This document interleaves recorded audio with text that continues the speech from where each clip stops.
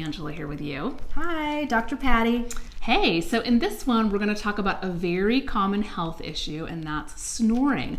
So snoring is actually really common, and of course, just as with every other issue we talk about, we really want to think about what the underlying cause is so we can have the best possible outcome, the best possible possibility of getting rid of the issue.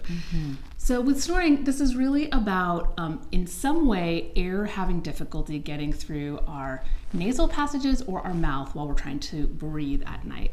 I said that was obvious, but... I didn't think it was obvious. I know. So I just said it again for you guys. But I guess if you didn't think it was I obvious, didn't think it was obvious. Then, yeah, I mean, I knew it was a sound, but like, why are we having that sound? So it's some kind of air not getting through. Basically. So there's some obstruction. And so really this is a tissue problem. And there's 3 different types of tissue problems we can be having. And so we're going to talk about each one so we can get to the underlying reason and try to address it as best we can to try to have great outcomes. So the very first thing that's really common is swollen tissue. So this is classically things like allergies. And so this can be inhalant allergens. So think about pollen during the day. Those of us who are prone to allergies in the bedroom, little things we can do to bring down the tendency is to have great air filters to take down just all those particulates. Using bedding that's hypoallergenic. And just to rewind, Dr. Angela did do a video on an air filter that she really enjoys. And I love that air filter. And so we'll link some of our previous videos that pertain here. So if you missed that chapter, you're kind of wondering about that, you can catch up for sure. Doing things to get those inhalant particles out of our nasal passageways. So many of you are familiar with things like a neti pot or the Neilmed sinus rinses. We just want to do anything that is going to decrease the burden, not having carpet, having flooring if possible in the bedroom. So that would be for anything that's an inhalant trigger. We can also get swollen nasal passageways from eating foods that are problematic for us. So creating inflammation systemically. Definitely, especially before bed. So, if maybe the sulfites in wine are a problem for you, or, dairy is a big trigger or something like that. If you had a huge meal before bed full of food triggers that are inflammatory, that could definitely bring on bad This is a little bit of a side note and doesn't have anything to do with snoring, but just to kind of illustrate how food sensitivities can create swelling in all of our mucous membranes. We're not like compartmentalized bodies. Our sinuses, our throat, our esophagus, our stomach, everything is connected. And I know for a fact that when I eat gluten, which I am sensitive to, I get what's called pencil poops. So poops get very, very skinny. And if you've ever noticed that, it means that your intestines are swollen because they're inflamed and they're unhappy. So there's less space in the intestines. Your poop gets skinnier. Naturopathic chat. Yes, a lot of people get this. And so that also happens in your respiratory system because this is all mucous membranes and kind of that same mucus tissue as our intestines. Absolutely. So food sensitivities, not only are you going to get inflammation in your gut, but definitely up here as well. Definitely, yeah. So there's 2 pieces. So either just inflammatory foods or things that you in particular are sensitive to. And it may be something like tomatoes, where you're like, definitely. Tomatoes have vitamin C and lycopene. Exactly, they're like so it's a healthy healthy food, but for you, possibly it's a trigger. And then the other thing we want to think about, are other environmental irritants. It could be like a cleaner that you're using in your house that's bothering you. You could have something like a mold problem. So just, making sure air quality, just trying to figure, things like that out, what's bringing on inflammation. The other category to think about that we don't always think about, but it's kind of a big one, is medications too. A lot of medications can sometimes cause inflammation, and sometimes even some of the sleep medications. So ironically, you're using that to go to sleep and then it causes snoring.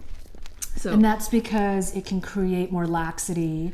That's one of the reasons, and some can. Right? So there's 3 different reasons that we get snoring that have to do with tissue. We're I'm sorry, jumping the gun. No, it's okay. She's jumping the gun. Yeah, sorry, so the next thing we're going to talk about. So one is swelling, and the next is tissue laxity. And so yes, a lot of the medications that help us with sleep relax the tissue, and that's how that brings that on. But sometimes we can actually have an allergy to a medication too that we're taking. Sure, creating more inflammation. Definitely. Inflammation is at the cornerstone of so many things. Definitely, and so kind of since we're talking about kind of dual mechanism things, like smoking is another one. Smoking causes free radical damage. That can definitely cause inflammation, but it can also cause that tissue laxity. So the second category of things that brings on snoring is too relaxed of tissue. So it can happen just from aging, when our connective tissue gets just a little bit more stretched out, that collagen's not as firm anymore. No, just the downer. just less firm everywhere. You thought it was just in certain areas, but lo and behold, you can get less firm inside your throat. I mean, you think about it, if our snoring. skin is drooping, Yeah, inside of our it's mouth is true. also drooping. Everything's Yeah. drooping. So definitely. Which there's nothing,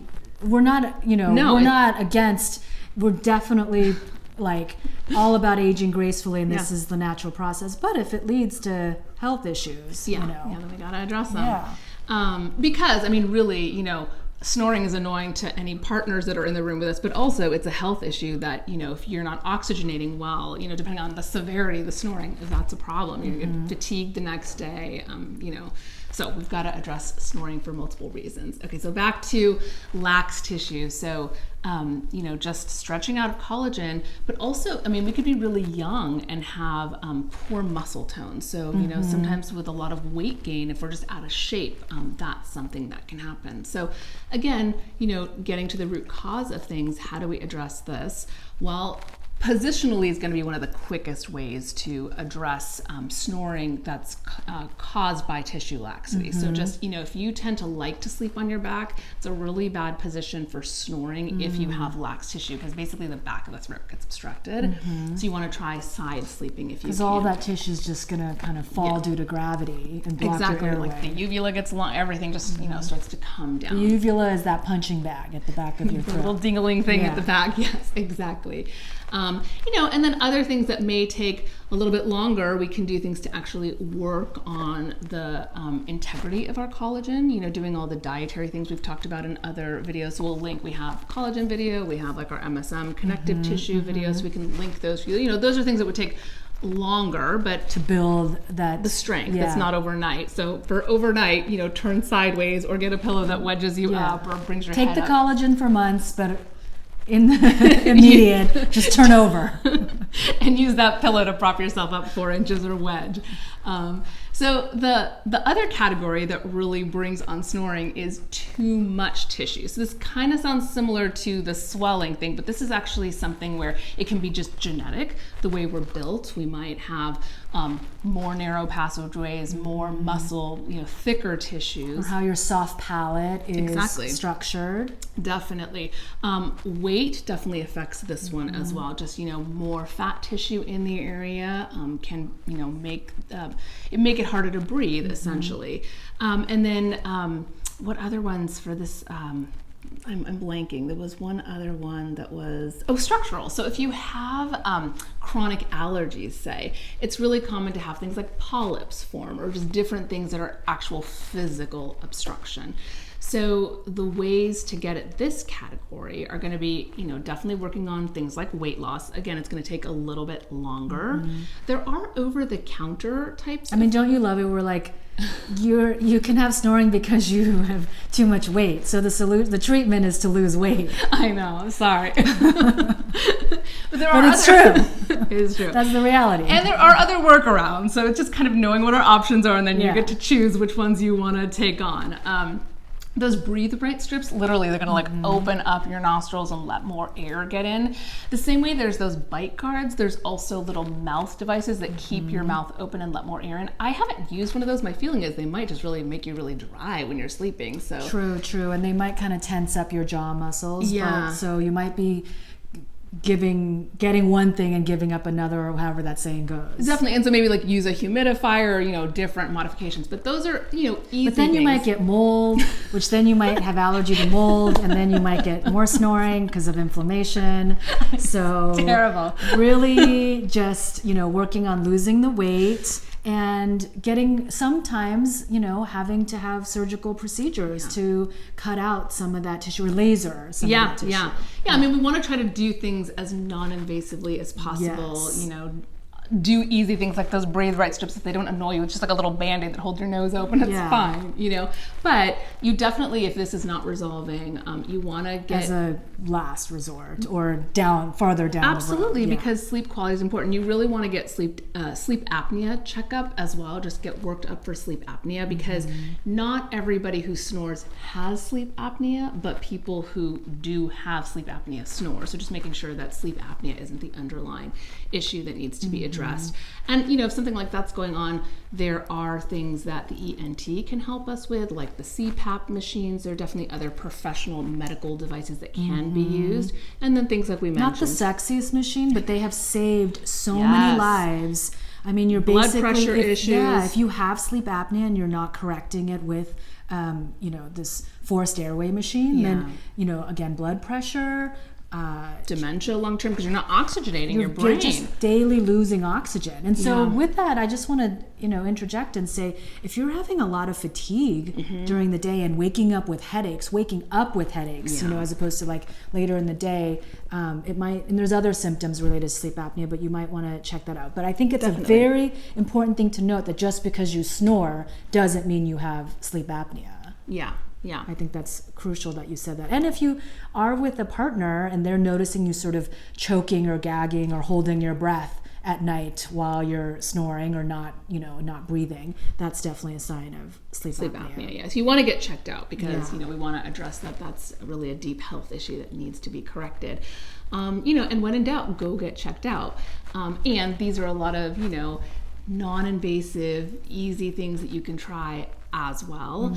There's a whole bunch of actual exercises too, we forgot to mention, that you can do to strengthen the back of your throat. And so we'll do another little short video for you guys that goes through some of those exercises, to kind of demos them to tone the back of the throat. So as we're aging, we can be singing and doing all these kinds of things to keep our throats toned up. And if, you know, I mentioned if your partner notices you holding your breath or gagging or coughing in the middle of the night, but if you are single, there is this app called Snore Lab. I'm sure there's other ones where you can actually record yourself sleeping. So you may be like, oh my goodness, I don't snore at all, but you can record yourself and check to see if you actually do snore, and also what other triggers.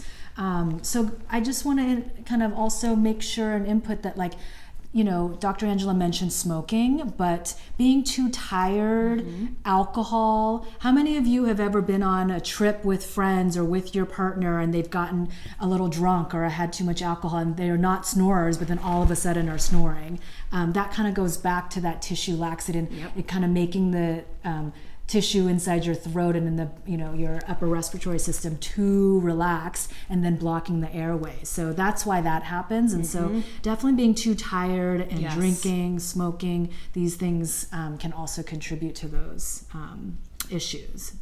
Did you already mention that and I just didn't hear you? No, little pieces of it. So you did a great job of rounding just that because up. I don't have a partner, but I have been on trips. I have been with my parents. I have been definitely friends who've had a little too much to drink, who have passed out on the couch and are suddenly snoring up a storm. Yes. And so alcohol plays a huge role. Anything that's like a depressant. Yeah, central nervous system depressant. Absolutely. So that's what we've got for you on snoring. These are some very helpful things for many of us.